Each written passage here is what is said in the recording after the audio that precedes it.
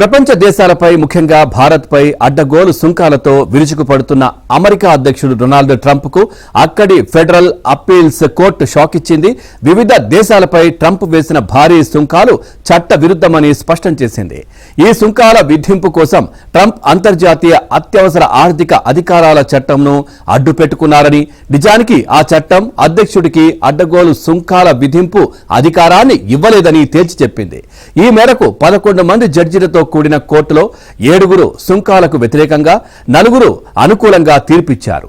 Majority మేరకు సుంకాలకు వ్యతిరేకంగా court తీర్పు వెల్లడించింది. అయితే దీనిపై ట్రంప్ యంత్రాంగం సుప్రీంకోర్టులో అప్పీల్ చేసుకోవడానికి వీలుగా తీర్పు అమలును అక్టోబర్ 14 వరకు నిలిపివేస్తూ ఉత్తర్వులు జారీ చేసింది.